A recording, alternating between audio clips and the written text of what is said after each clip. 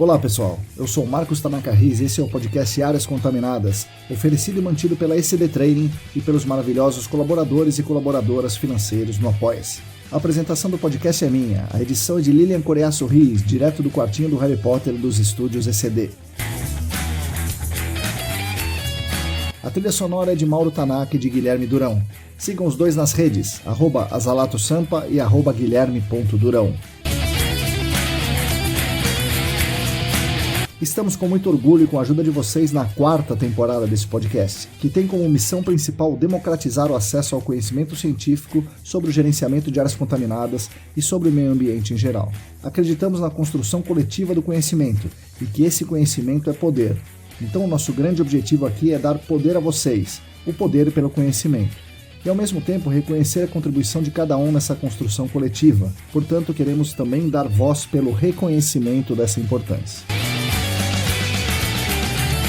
Nessa 4ª temporada, queremos continuar com esse trabalho de contribuir com os debates e fazer essa divulgação científica, e assim darmos essa nossa contribuição para construir um mundo melhor e mais justo. Contamos com todas e todos vocês nessa jornada. Venham com a gente para o podcast Áreas Contaminadas.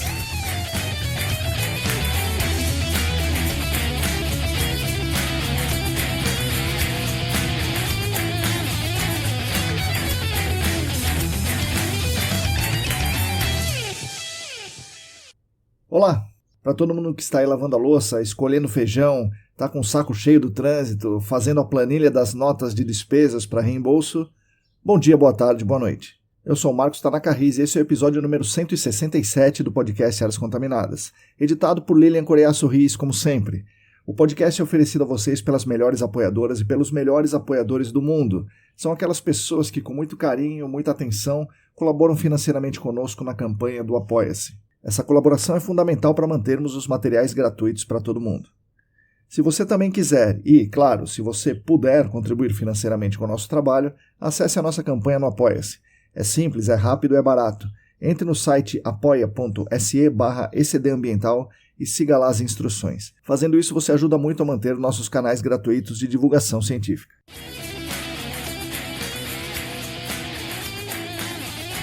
O podcast Áreas Contaminadas tem também a grande honra e felicidade de contar com 3 patrocinadores que nos ajudam muito a manter os canais gratuitos e nos orgulham muito pelo fato deles quererem atrelar a marca deles ao nosso trabalho.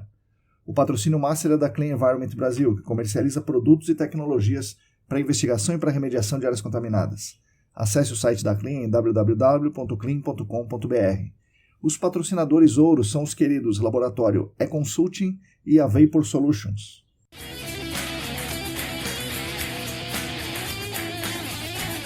Aqui, novamente, aviso a vocês, rapidamente, que meu irmão Mauro está construindo e vendendo caixas de luz ultravioleta para investigação de Alnepo. É uma caixa bonitona, parecida com um case de guitarra, que tem 2 lâmpadas, uma lâmpada de UVA e uma lâmpada de UVC. Qualquer um pode construir a sua própria caixa, claro, basta ver os nossos artigos. Mas quem quiser adquirir uma já pronta, é só falar comigo que eu encaminho para o meu irmão Mauro. E rapidamente também aviso que estão abertas as inscrições para mais 2 cursos da parceria Senac e ESAS.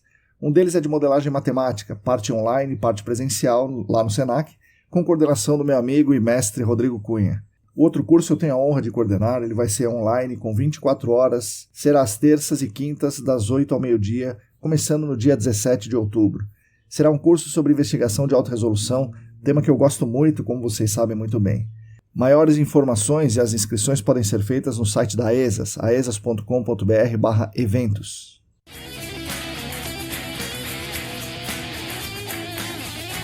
Bom, pessoal, nesse episódio aqui eu converso com Natália Wegbonner, minha colega da Engenharia Ambiental da Unesp Sorocaba. Ela é bipós-graduada no Senac em Gerenciamento de Áreas Contaminadas e em Remediação de Áreas Contaminadas e ela é sócia da Ecopro. Ecopro é uma consultoria que trabalha com GAC. Ela conta sua trajetória lá desde a graduação até embarcar no empreendedorismo, se juntando ao seu sócio, também unespiano, meu também amigo Ricardo Pessoa, nessa aventura que tem se mostrado um grande sucesso. Além disso, ela fala bastante sobre como funciona a dinâmica em uma pequena empresa de consultoria do GAC, as suas relações com os clientes, com os colaboradores, como elabora os projetos, qual é a sequência, quais são os processos para fazer os projetos e como ela encara os desafios. E provavelmente o maior desafio de todos eles, como convencer os clientes a fazer o que realmente precisa ser feito. Com certeza vocês vão gostar desse episódio. Fiquem agora com as palavras de Natália Bonner.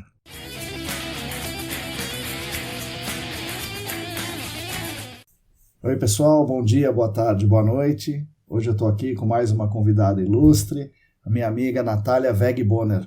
Natália, bom dia, boa tarde, boa noite, bem-vinda aqui ao podcast. Olá, bom dia, boa tarde, boa noite, pessoal.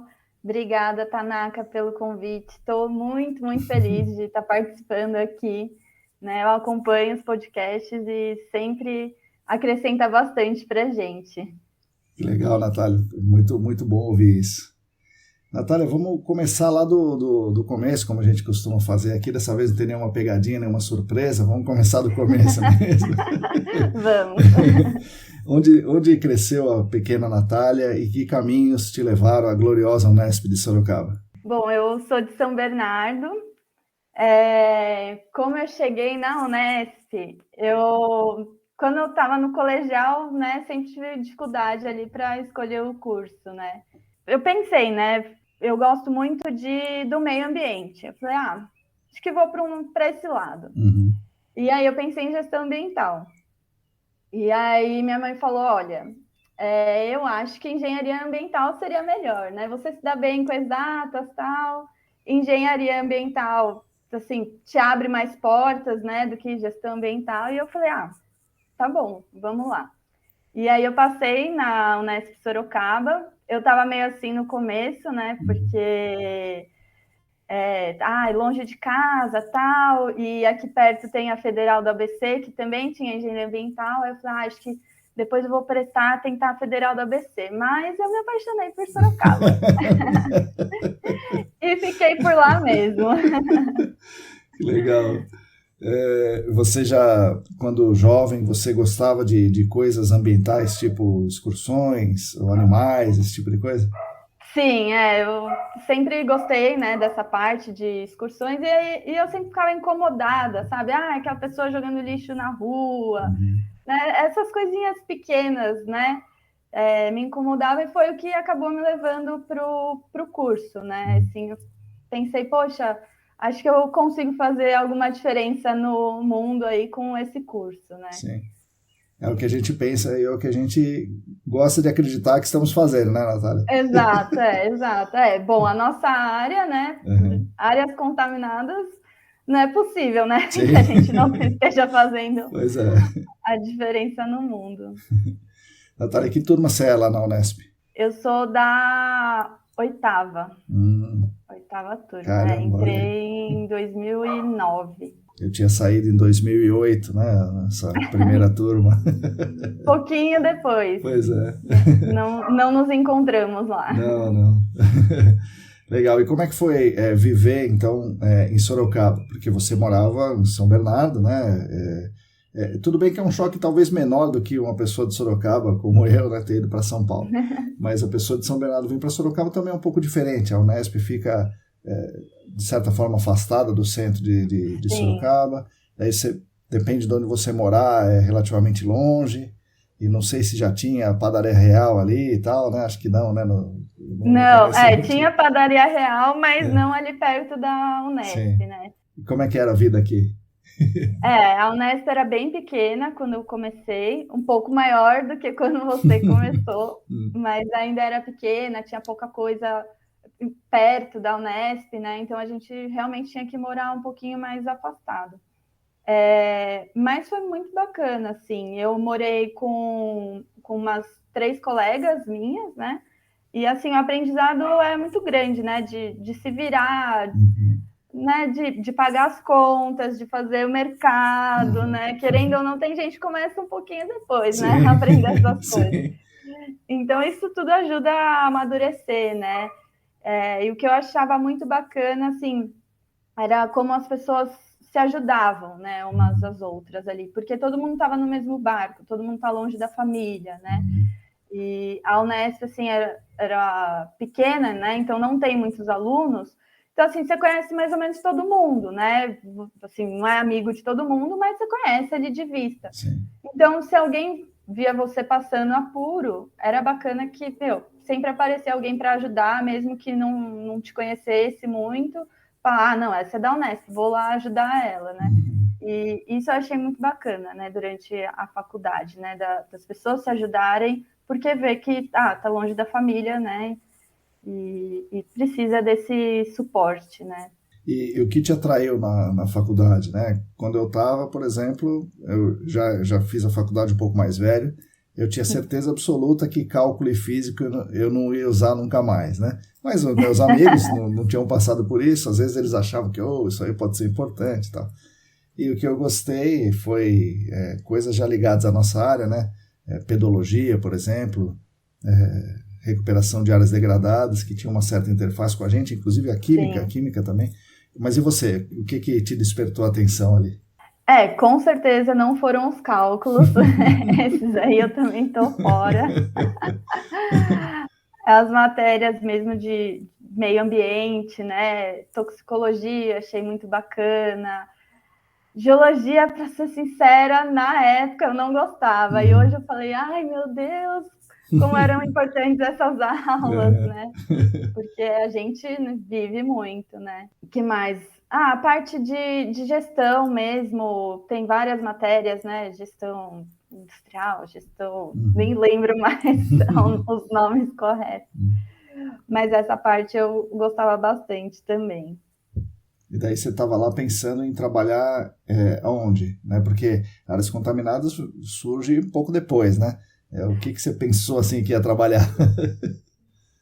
Com EIA rima. Acho que era isso que eu pensava, principalmente. Não sei se também é porque tem bastante enfoque, né, a nossa faculdade nisso, e aí a gente fica pensando nessa parte, mas realmente áreas contaminadas não era algo que eu pensava no momento ali da faculdade, porque também, pelo menos o nosso curso não tinha tanto sobre isso, né?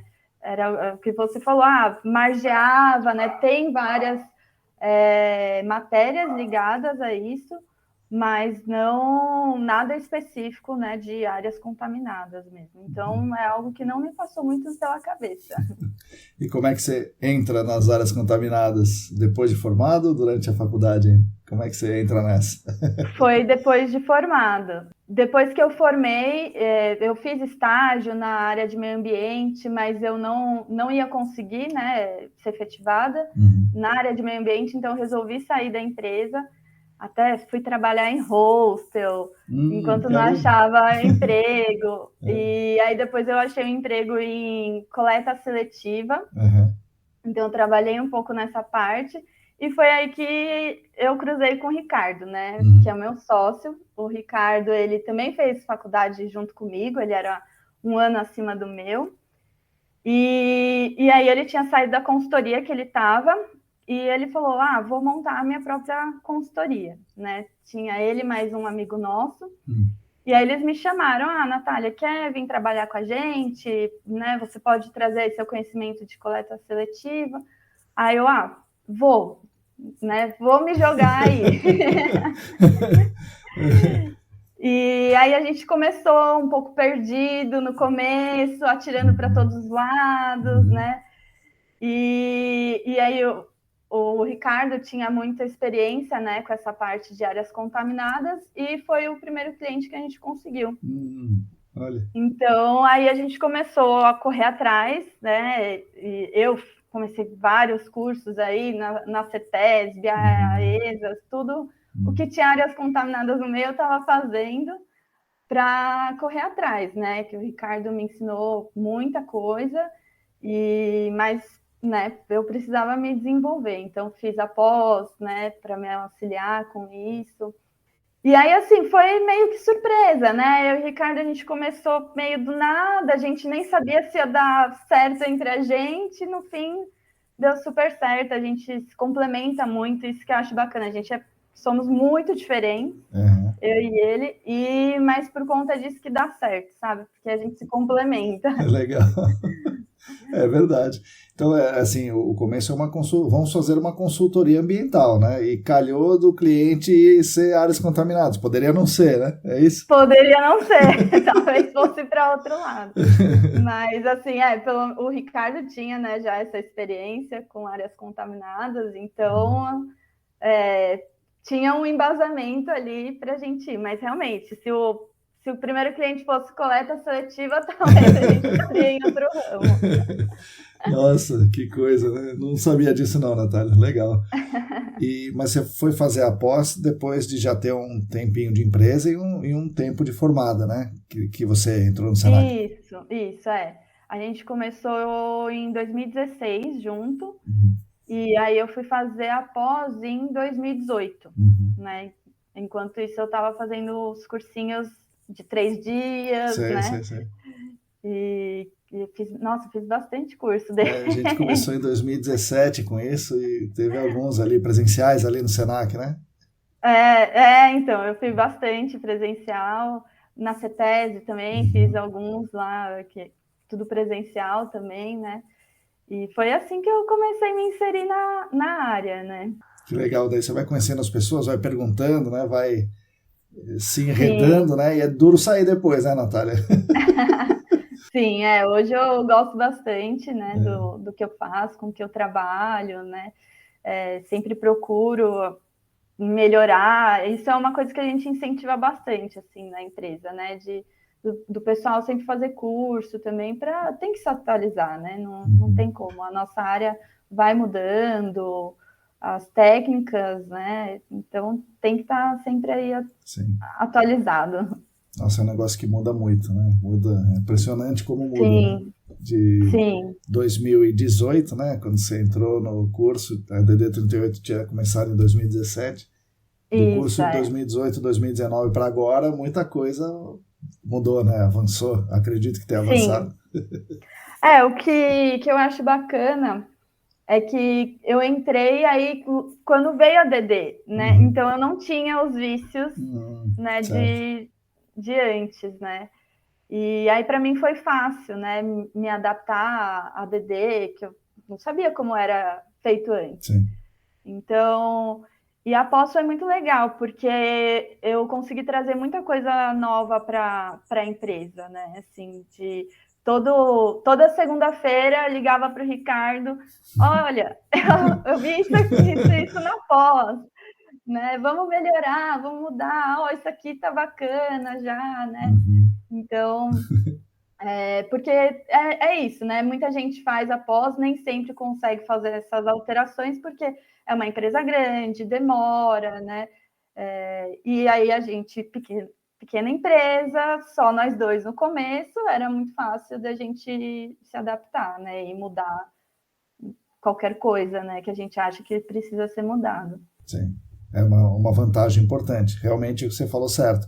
Muita gente lá faz o curso e fica amarrado, né, numa estrutura que não é muito difícil. Você teve essa possibilidade, né? Muito bom. Sim, isso foi bem bacana. O que é bom para nós também no curso, que a gente quer isso, né? A gente quer formar não só um profissional bom, mas um profissional que seja um agente de transformação. Sim, isso foi bem bacana mesmo, de conseguir ir mudando essas coisas no mercado. Sim.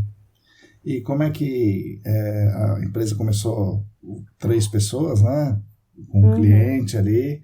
E como é que ela está hoje? Tem quantas pessoas e mais ou menos quantos clientes? Hoje somos em 6 pessoas. De cliente, esse ano a gente trabalhou aí em torno de 15 clientes, né? Já tem os do passado, né? Mas hoje a gente está com 15 clientes ativos aí. Mas, assim, eu estou bem feliz, né? O momento que a gente está agora, a empresa está crescendo bastante, né? Desde que a gente começou, vem crescendo sempre, né? Mas esse ano foi bem legal, a gente, né, contratou mais 2 pessoas para a nossa equipe.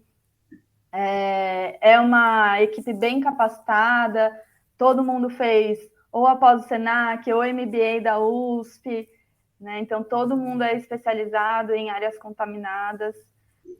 Quantos projetos uma empresa pequena, né, com 6 pessoas, não tão pequena, mas ainda assim pequena, quantos projetos acontecem simultaneamente? Porque tem tudo bem, um está na preliminar, ou está no monitoramento para encerramento, um talvez esteja na remediação e tal, mas uma equipe de 6 pessoas, quantos projetos consegue movimentar assim, ao mesmo tempo? Então, atualmente a gente tem 20 projetos, né, ativos na nossa empresa. Então, é bastante correria. A gente precisa ter um procedimento bem certinho também, né? Para quando entra um projeto, o que faz, para depois não encavalar tudo. Né? Então, tem algumas coisas que demoram, vista processos, na CETESB, né? Então, essa é uma das primeiras coisas que a gente já pede quando chega o projeto para a gente, né? Imagens aéreas também, né? E como é que são, fala um pouco dos procedimentos básicos, porque tem um monte de gente que trabalha ou tem a própria consultoria que também é pequena ou é média, e o que vocês fazem, sei lá, tem planilhas, ou por que o projeto A fica com o Zé e o projeto B fica com o João? É você que designa isso, ou é de acordo com a etapa, ou é de acordo com o cliente? Vocês têm, sei lá, planilha do Excel, Trello, ou como é que funciona mais ou menos ali? A gente tem um sisteminha de gestão que ajuda a gente, né? Já tem estabelecidas algumas etapas, né? Então, uma preliminar, já ali, verificar imagens aéreas, comprar imagens aéreas, pedir vistas a processo na CETESB, né? Tem esses passos básicos que ajudam a gente a se organizar. Sobre designar os projetos, acaba sendo mais conforme tá o cronograma ali, né? Porque hoje, pelo menos, todas as pessoas que a gente tem fazem todas as etapas, né? Na nossa empresa, a gente não tem essa coisa de, fulano faz só preliminar, né? Ciclano faz só confirmatória. A gente não tem isso, né? Todo mundo faz todos os projetos. Então, assim, acaba sendo conforme o cronograma mesmo. Tal pessoa está terminando esse projeto, então já encaixa nele esse outro, né? E aí a gente tem algumas prioridades, né? Que a gente estabelece aqui. Entrou um projeto, então já faz uma busca ali no site de licenciamento da CETESB para ver se tem alguma coisa. Confere, por exemplo, numeração do endereço, isso pensando numa preliminar, né? Então, para ver se tem alguma numeração extra ali, né, que a gente descobre, para poder pedir vista processo, que esse é o que mais demora, então a gente quer liberar logo esse e-mail, né? E aí já vai fazendo algumas buscas sobre as empresas que ocuparam a área para a gente já começar a ter uma noção. É uma área que vai levar para uma confirmatória ou não, né? Então, assim, a gente tem muito cliente que é incorporadora e os prazos são curtos, né? É tudo para ontem. Então, assim, quanto mais cedo a gente souber que vai levar uma confirmatória, melhor. Tem alguns casos que são bem óbvios, né? Você entra ali, tem licenciamento na CETESB, e então logo de cara você já fala, não, vai precisar. Às vezes o cliente mesmo já sabe, né? Mas alguns casos não. Então, às vezes é só você lá fuçando, buscando a fundo que você acha alguma empresa que teve potencial e que vai precisar de uma investigação. Então, a gente tenta fazer isso o quanto antes para já informar para o cliente. Sim. Olha, vai precisar de uma confirmatória, né? Agora, já no caso de uma confirmatória, também já tem, ou detalhada, que seja, já tem algumas tarefas ali pré-estabelecidas, né, no nosso modelinho, que aí a gente vai já correr atrás de tambor para armazenar o solo. Nossa, isso sempre é uma dificuldade. Sim. Então, né, comprar Viovó, Kencor, ver os frascos do laboratório, né? Então, assim, a gente sempre tenta entrar no máximo uma semana depois que o cliente fechou, né? Esse é o prazo que a gente se dá aqui, né? Caramba. Então, fechando uma segunda, tentar entrar na próxima segunda. Caramba, corrido então. É corrido. E porque a gente tem clientes indústrias também, que é um pouco mais tranquilo, mas incorporadora é tudo para ontem mesmo. Então, tem que correr atrás mesmo de tudo rapidinho. Nossa. E como é que o cliente chega em vocês? Tudo bem, o Ricardo tinha um cliente, ou mais de um cliente que ele já conhecia no início, e provavelmente um vai indicando o outro, mas é só indicação ou tem alguma outra coisa que vocês fizeram que aumentou ali os clientes? Indicação vem bastante. Já aconteceu de vir indicação que a gente nem sabe de onde é. Uhum. Olha, a pessoa tal, da empresa tal, me indicou, gente, meu Deus, eu nem trabalhei com essa empresa, eu nem sei quem que é, mas é engraçado, um vai falando e vai chegando, né, assim, mas tem também as indicações um pouco mais diretas, né, que a gente sabe exatamente quem indicou. Hoje a gente também tem anúncio no Google. A gente começou esse ano, agora eu não lembro se foi esse ano ou ano passado, acho que foi esse ano, para ver no que ia dar, né? Vem bastante coisa, assim, mas vem bastante do Google? Assim, vem bastante coisa perdida, que não tem nada a ver, sim. Né? Mas vem bastante proposta também. Dá para ver que vem muita proposta que é só preço. Né? Tem alguns clientes interessantes que entraram pelo Google, mas tem uns que você vê que é só preço e aí, assim, dificilmente a gente consegue. Porque é preço mesmo, assim, tipo, se alguém falar, não, 3 postos resolve, a pessoa tá indo. Então, não é da forma que a gente trabalha. Mas vem algumas coisas. E prospectar, a gente tem, por exemplo, lista de autuações da CETESB, a gente sempre dá uma olhada, procurando aí nos ramos mesmo, né? Em corporação, a gente sempre está aí correndo atrás de novos clientes desse ramo, mas indústrias também, a gente vai olhando no LinkedIn também, procurando, né?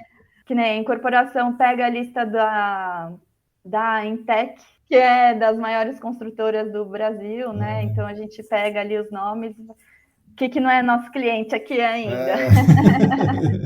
E as incorporadoras são muitas, e as incorporadoras são grandes, são pequenas, ou tem de tudo nos seus clientes? Tem de tudo, viu? Tem de tudo. Hoje a gente atende a maior do Brasil, então estamos muito felizes. E, querendo ou não, isso ajuda a gente a vender para outras incorporadoras, né? Bom, mas, Natália, vamos lá, você estava contando para a gente que você tem clientes de incorporadoras de diversos tamanhos. E nessas incorporadoras, vocês falam com que tipo de profissional do lado lá da incorporadora? É uma pessoa que é do GAC, é uma pessoa de meio ambiente geral da incorporadora, ou é alguém do setor, sei lá, de financeiro, de compras? Como é que é a interlocução de vocês dentro do cliente incorporador?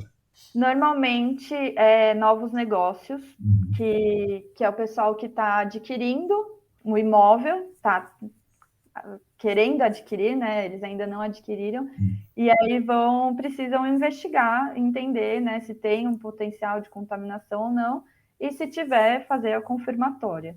Tem de tudo, viu? Tem um pessoal que sabe muito bem, tem outros que não tanto, depende muito do cliente. Então, em geral, os clientes pequenos é uma pessoa, né, de meio ambiente ali que não conhece muito de GAC. Muitas vezes é a primeira vez que eles estão fazendo algo desse tipo. Então, aí, né, precisa explicar certinho como que é. Já outros clientes, assim, tem engenheiro ambiental, que já sabe muito bem, né? As empresas maiores, né? Na maioria, assim, já tem todo um procedimento para áreas, né? Eles mesmos, às vezes, fazem algumas pesquisas prévias para já entender se vale a pena entrar ou não nesse empreendimento, né? Nesse imóvel.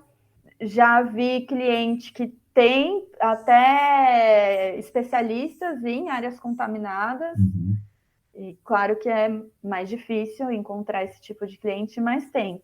E para a gente é bom, né? Facilita a conversa, às vezes convencer o cliente, né, do que tem que ser feito e tudo mais, é mais fácil, né? Alguém que já entendeu bastante de como funciona áreas contaminadas, né?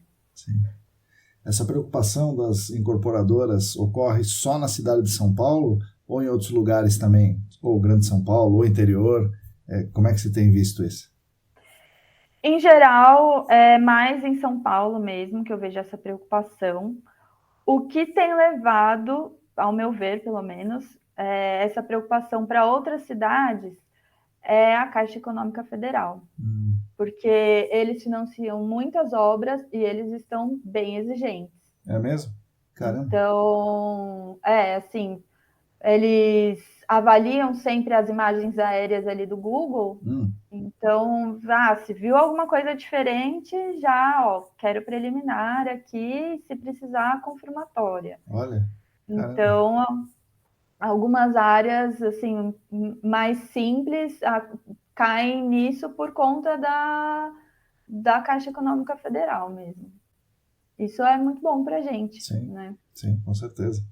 E então a gente está vendo notícias que a Caixa vai financiar muitos projetos de habitação e outros projetos, né, de infraestrutura no Brasil. A tendência é que eles vão exigir também um olhar de áreas contaminadas. Sim, com certeza. Porque é isso, assim, algumas prefeituras, né, do interior não têm todo esse conhecimento. Então, aprovam, né, às vezes nem tem tudo tão mapeado igual a Prefeitura de São Paulo, né, que você entra ali, você coloca o SQL ali, né, setor quadrilátero, você já vê se tem potencial ou não aqui em São Paulo. E já nas outras prefeituras não tem. Algumas têm, algumas coisinhas, mas a maioria não. Então, a Caixa vai começar a levar isso para o interior. Interessante. Que bom. Tomara que aconteça bastante. Sim. Vai ajudar bastante o nosso mercado, né?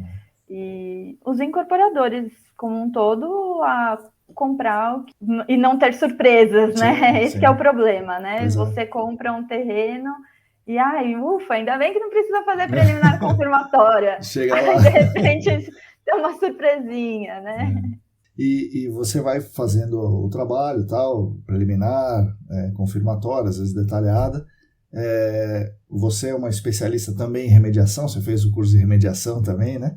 Vocês também fazem remediação, vocês estão prontos a fazer, mas ainda não calhou de fazer, ou já fizeram muitas? Como é que é a remediação aí no caso da empresa de vocês?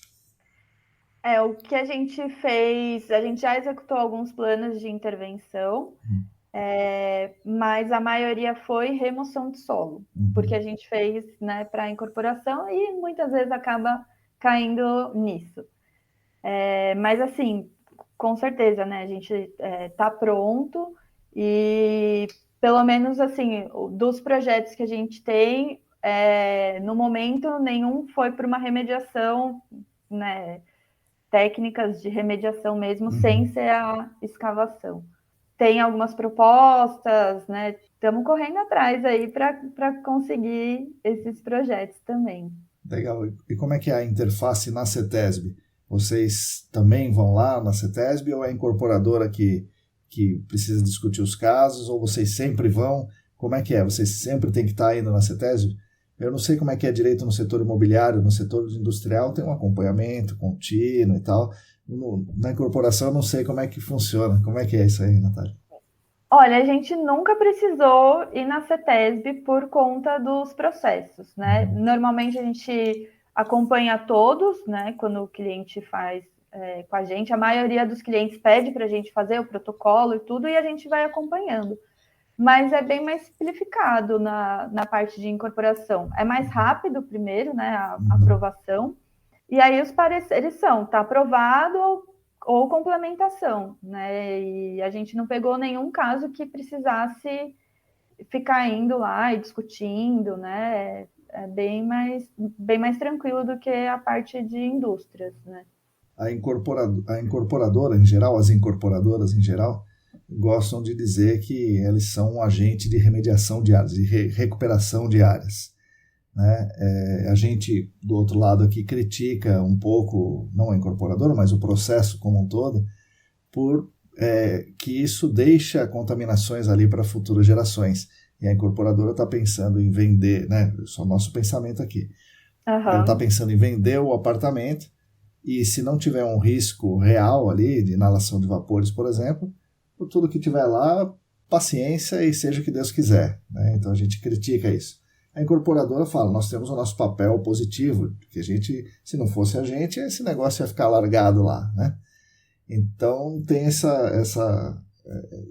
dois lados aí sempre se digladiando. E você trabalha para a incorporadora, você certamente tem uma visão mais próxima do que está acontecendo no dia a dia dos casos aí. O que você acha disso aí, Natália? Eu entendo os dois lados, né? Assim, os dois lados são verdadeiros, né? Não tem como. O que eu vejo na parte de incorporação, realmente, você vai montar todo o seu plano de intervenção pensando na ocupação daquele prédio, né? Então, escavar o mínimo possível, né? Então, provavelmente alguma contaminação ainda continue lá.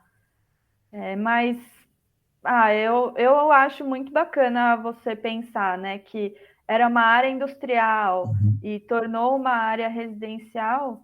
É muito bom isso para a gente, né? Primeiro que não tirou a fonte primária, né? Ali, pelo menos assim, não tem nenhuma fonte ativa mais. Então não tem ninguém contaminando. Né? E o outro ponto é essa questão de você ver várias áreas abandonadas. Né? Então, assim, que se não fosse a incorporação, ficaria ali a contaminação sem jeito nenhum ali, né? Sem tratamento, sem dar um novo uso para a área. Então, hoje mesmo a gente tem um caso que é isso, é uma massa falida e a incorporadora quer comprar. E a gente, né, fez preliminar, está fazendo agora a confirmatória, com certeza vai para detalhada. Esse é aqueles casos que você já sabe, né? Não precisa nem olhar o resultado da confirmatória para saber que vai para detalhada. Então, assim, poxa, é uma área que, assim, tá anos ali parada, né? Tá, sei lá, desde 2012, vai completar 10 anos. Então, assim, se não fosse a incorporação, ia continuar lá. Legal. E imagina que você, lá atrás, você era, né, um ambientalista, né? Se preocupava com o meio ambiente, ainda se preocupa. Sim. E você vê o GAC como relevante para o meio ambiente, tendo aquela preocupação. Nós estamos numa crise climática muito grande, né? Mudanças enormes acontecendo. Por outro lado, para a saúde pública, tem questões de poluição do ar, de saneamento básico, que são maiores que o GAC. Mas o GAC tem a sua importância. Eu queria que você me falasse o que você acha. O GAC é relevante para o meio ambiente ou a gente podia olhar para outra coisa primeiro? Ou ao invés do GAC? Não, com certeza é relevante. Essa questão, né, de olhar para outra coisa antes do GAC, na verdade, assim, tem que ser em conjunto, né? Talvez para mudanças climáticas possa ter algo mais prioritário, mas assim, não pode deixar de olhar para esse lado, né? Não, eu acho que é relevante, assim, no sentido de que alguém contaminou isso aí, né? Nós não podemos, com a desculpa de que estamos dando prioridade para a poluição do ar, deixar a contaminação ali, né? E o cara que contaminou fica tranquilo, né? Então eu acho que é uma coisa importante. Isso é fato. Não, e porque a nossa sociedade também, ela funciona desse jeito, né? Se ninguém está olhando para isso, muito provavelmente as pessoas continuariam poluindo. Então, assim, se tem alguém olhando e falando, olha, precisa remediar, a remediação não é barata. Então, o pessoal começa a fazer mais certinho, né? Sim, começa a tomar um pouco mais de cuidado, não é verdade? Um pouco mais de cuidado. Você já viu aulas lá no Senac, muitas aulas, né? E a gente vai, olha, você tem que fazer isso, tem que fazer aquilo, tem que fazer um monte de coisa. E é frequente alguém dialogar comigo, né, os alunos, dizerem assim, Poxa, mas aí não dá, o cliente não quer pagar. E daí eu dou aula em outros lugares, aí o cliente fala assim, né? Normalmente clientes maiores, né? Que tem gente que está assistindo a minha aula lá, então o cara é da área. Aham. Fala assim, não, a consultoria não oferece a solução.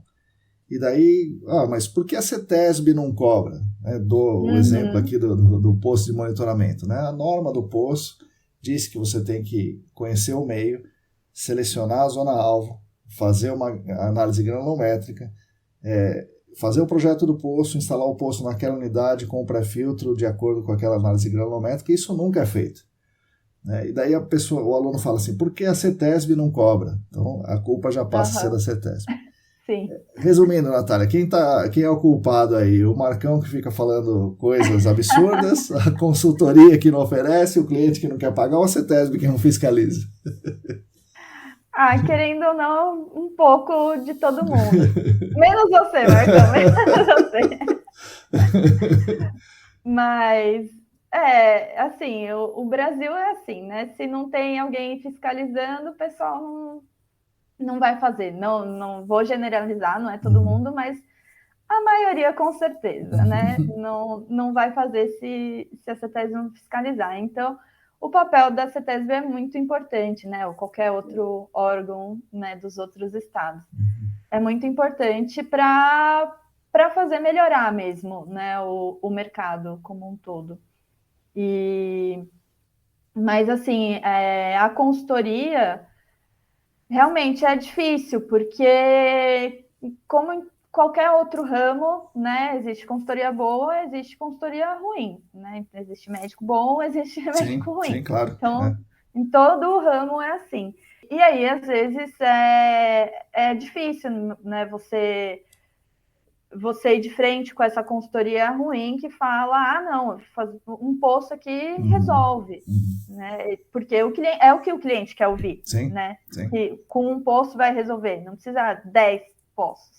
Então, assim, alguns clientes você consegue mostrar a importância disso, né? Para começar, não é ir furando, vamos lá para preliminar, né? Preliminar vai te dar isso, né? Porque tem muito cliente assim, quer já começar a dar confirmatória. Quer começar remediando.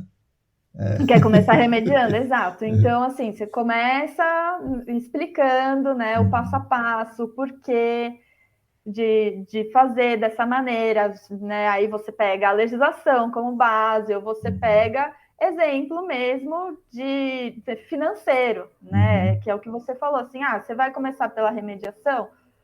Pô, a remediação já é cara, né? Mas, se eu fizer todos esses estudos aqui antes, com certeza eu vou conseguir reduzir esse valor. Então, aí você vai explicando também conforme o bolso do cliente ali, para doer ali no bolso e ele entender. Mas, e do cliente, assim, a gente vê que alguns clientes também exigem, né, no sentido de contratar só boas consultorias, né? Ele já sabe que, o cara que está me oferecendo um poço aqui não vai me resolver. Né? Eu sei que lá na frente, primeiro que eu não vou saber direito sobre a minha contaminação, eu não vou conseguir passar na CETESB, isso, né, vai me atrasar com prazo, isso pensando numa incorporadora. A indústria ela quer ganhar tempo, né? Então, menos mal. Outro dia eu vi uma preliminar, que ela era um pouco antiga, assim, acho que 2012, mais ou menos. Mas era uma área de 30 mil metros quadrados, bem grande. E aí eles fizeram a confirmatória, tinham 3 poços. Aí eu falei, poxa, será por que não passou, né? Pois é, né? Então... Imagina chegando na CETESB e o cara, né, assim, chorando, meu Deus, olha aqui, né? Esse foi de doer, assim, porque, putz, né? Então, assim, tem gente que vende isso e tem gente que acredita nisso, né? E compra nisso. A gente sempre tenta explicar para o cliente. Alguns a gente convence, outros não. Varia, né?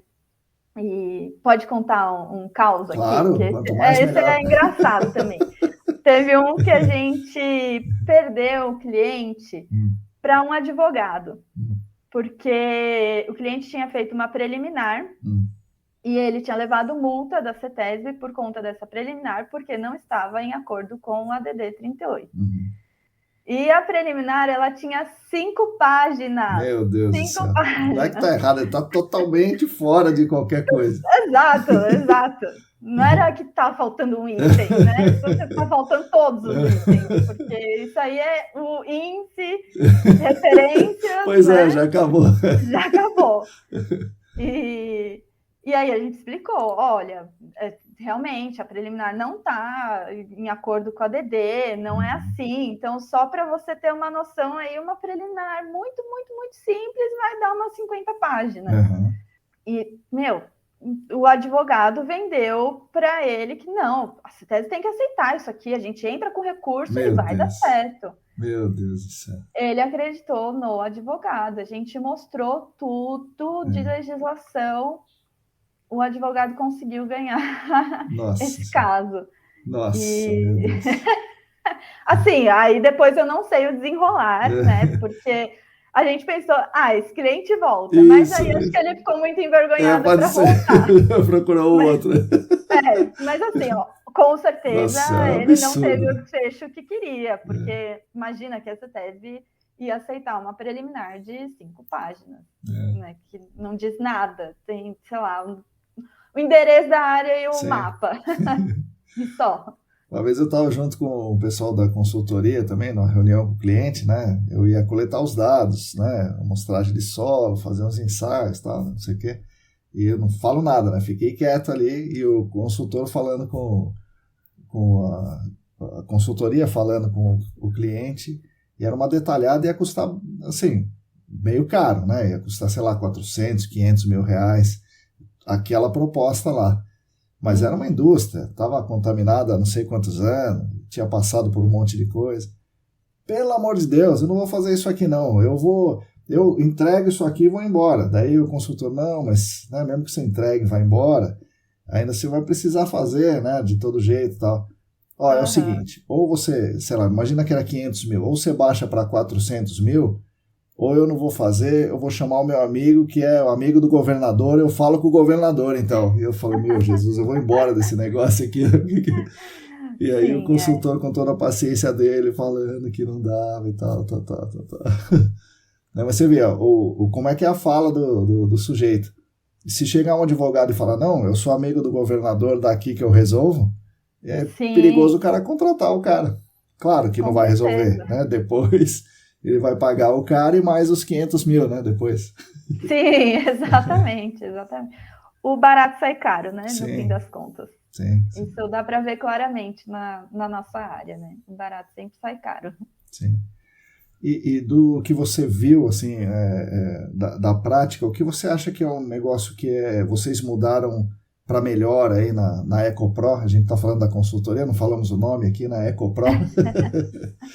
E o que vocês mudaram na EcoPro, ou porque você viu, ou porque alguém estudou, tal, um procedimento, ou uma técnica, ou alguma coisa que seja marcante e que você tenha mudado e ficou bom, assim, você está orgulhosa de ter mudado isso?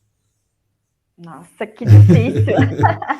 Sei lá, por exemplo, usar mais amostrador passivo, ou, sei lá, ou fazer mais TO15, ou, sei lá.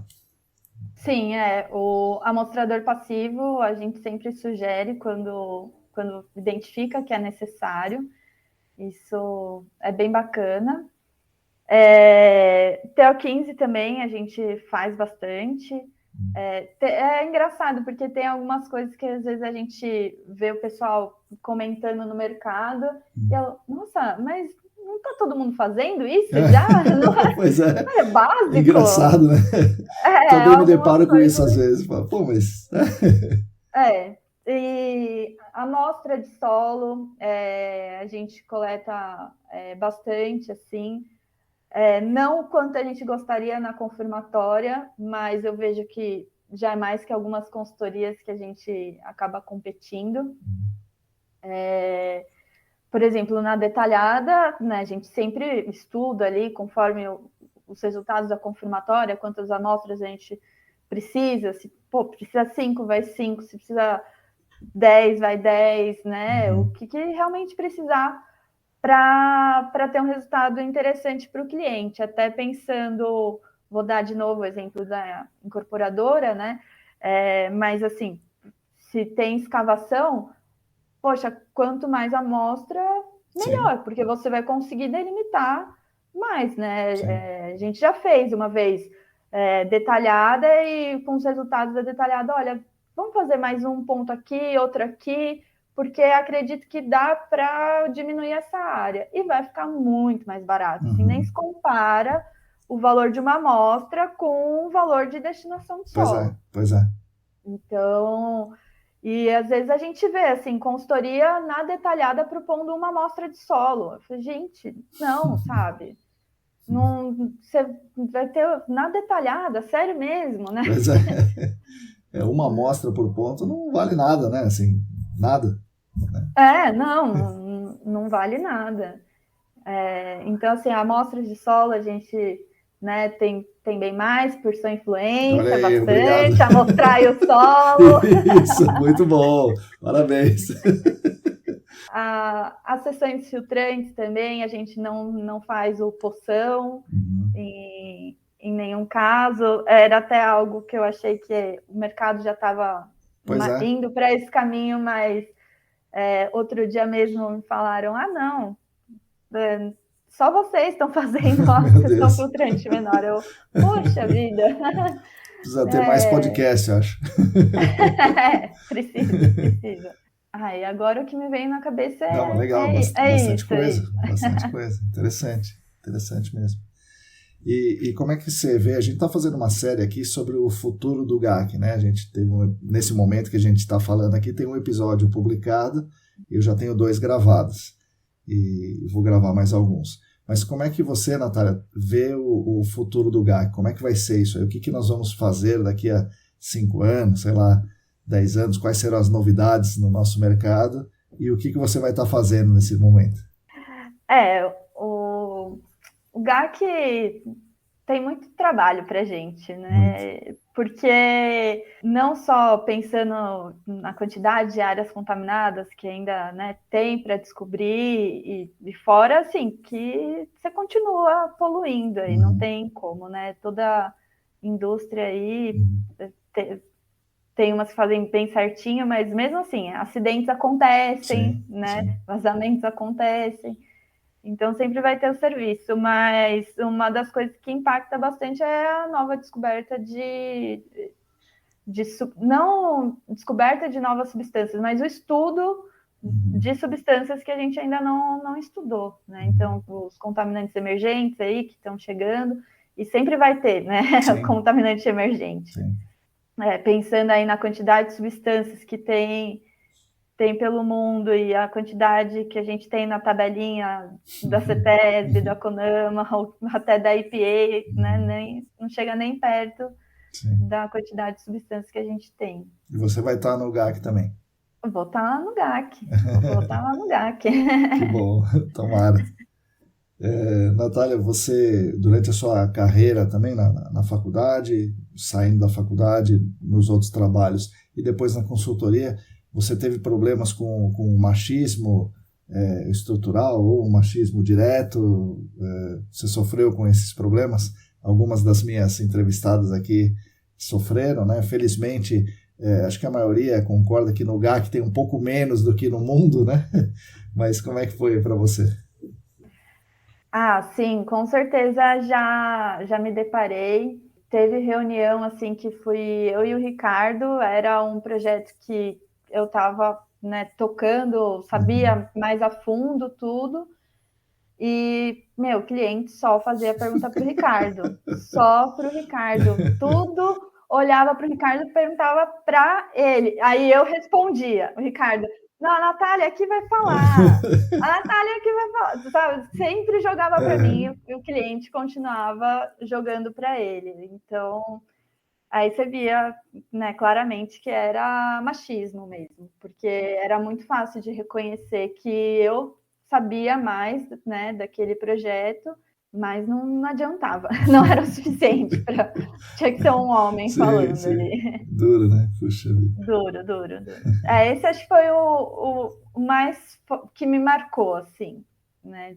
Mas hoje em dia acho que menos. Tem diminuído, assim. Não tenho me deparado tanto, mas existe, com certeza existe. Legal. Você vai para o campo também ou é mais difícil você ir para o campo? Eu vou de vez em quando, não é tão frequente, mas de vez em quando eu vou soltar às vezes algum campo, né, para passar as instruções e fazer vistoria também, principalmente alguns casos mais complexos, então eu gosto de participar da vistoria, mas em geral já tem o pessoal bem treinado aí que toca tudo. Legal. Bom, agora é um momento importante, porque você pode me fazer uma pergunta aí, se você quiser, e não vem com integral tripla para cima de mim, não, que eu não vou saber falar. Eu não sei, eu pensei em alguma coisa aqui, mas eu não sei se você consegue acompanhar para saber isso, mas vamos ver. Eu vou te fazer e aí depois qualquer coisa eu penso em outra. Tá bom. Eu queria saber, você, né, que dá bastante aula, e se você tem o contato, assim, se você chega a ver os relatórios de consultorias e você tem visto a transformação que você está causando aí através dos seus alunos. Natália, infelizmente eu vejo poucos relatórios, né? Não vejo muito, assim, é raro, é incomum eu ver, analisar relatório no dia a dia, não acontece isso. Mas recentemente eu tenho ajudado algumas pessoas e eu vejo relatórios antigos que são ruins, são do jeito que eu digo que está errado, né? Um contra-exemplo. Mas de vez em quando eu vejo que a pessoa escreveu alguma coisa, que foi alguma coisa que eu falei. Eu falei, caramba, é isso daqui, é unidades de estratigráficas, é amostra de solo, e análise granulométrica, e caixa de luz ultravioleta, tarará. Eu vou lá e vejo e tá lá, né? Eu estou referenciado. Então isso é uma coisa muito legal. Recentemente também o órgão ambiental do Distrito Federal publicou ali uma diretriz ali, né? Um procedimento para postos de combustíveis que fala também, olha, você tem que fazer a amostragem de solo, definir a unidade estratigráfica, não sei o quê. Então, infelizmente, eu não consigo ver isso, Natália, que você falou. Eu espero que isso esteja acontecendo, né? Torço para isso acontecer, mas de vez em quando eu sou surpreendido positivamente com isso aí. E eu acho o máximo, acho demais. Fico super feliz que isso aconteça, porque eu realmente acredito que isso é melhor, né? Isso vai melhorar a condição ambiental, né? Não é só por vaidade, né? Certamente tem um pouco de vaidade nisso também, né? Mas é que eu realmente acredito que isso é melhor. Então, se as pessoas estão fazendo, eu acho muito legal. E você tem visto isso, Natália? As pessoas estão melhorando, assim, desse jeito? Sim, eu acho que sim. Pelo menos o pessoal, assim, as consultorias que a gente compete, eu vejo que, né, estão buscando a melhoria mesmo e tem causado esse impacto. Mas é aquilo que eu te falei, sempre tem algumas consultorias, né, que não vão seguir para esse lado. Sim. Então, a gente ainda encontra dos dois mesmo no mercado. Pô, obrigado.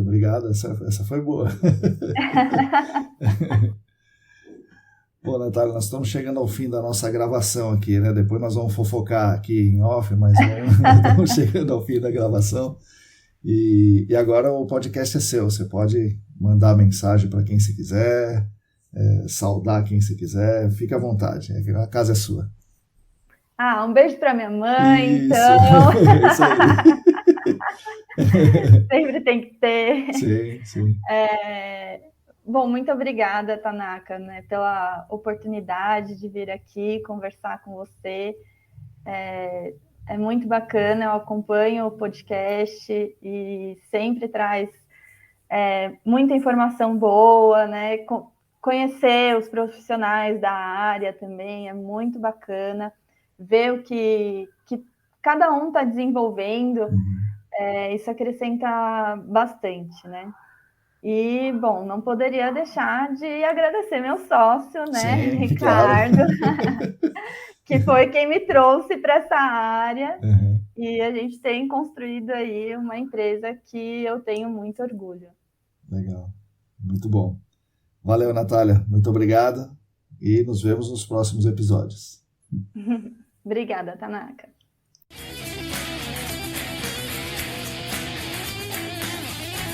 Bom, pessoal, espero que vocês tenham gostado dessa nossa história.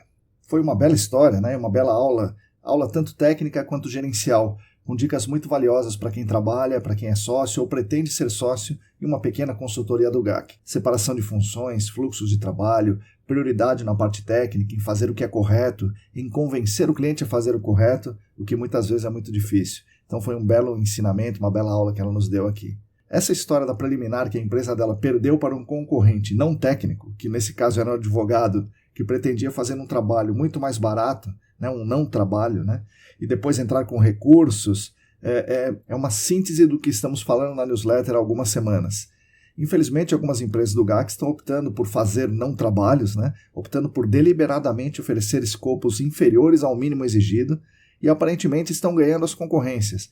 E aí depois que ganha, fica torcendo para a CETESB ou outro órgão ambiental não perceber o equívoco ou não considerar o equívoco, né, de fazer um escopo inferior ao que é solicitado.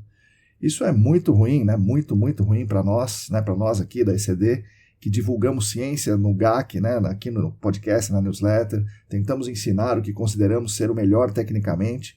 É ruim para empresas boas, como a da Natália, né, que trabalham corretamente, e especialmente é ruim para a sociedade, para o meio ambiente, para as futuras gerações, uma vez que o órgão ambiental exige o mínimo, e se nem esse mínimo está sendo feito, aí a coisa fica muito difícil, né? Felizmente, muitos órgãos ambientais estão olhando de forma mais intensa para o GAC, estão se capacitando, estão exigindo mais, então esse mínimo vai ficando maior, né? Cada vez maior o mínimo. Isso é muito interessante. Espero que esse recrudescimento dos órgãos ambientais seja mais rápido do que a estabilização do mercado em fazer um não trabalho.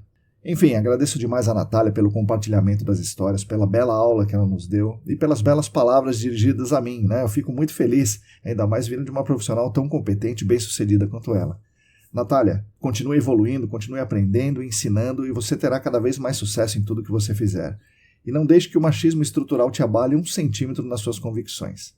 Estamos todos aqui na nossa comunidade, do seu lado, e ficamos felizes em caminhar junto com você para melhorar o mundo. Agradeço a atenção e a audiência de vocês, agradeço aos nossos patrocinadores, a Clean Environment Brasil como patrocinadora Master, o Laboratório E-Consulting e a Vapor Solutions como patrocinadores Ouro. E, é claro, agradeço demais aos nossos queridos e queridas apoiadores financeiros no Apoia-se. Estamos aqui todas as semanas caminhando, lendo, debatendo, escrevendo, falando, por causa de vocês. Repetindo, se você quiser e se você puder, contribua financeiramente conosco, entre no site apoia.se/ecdambiental e siga as instruções.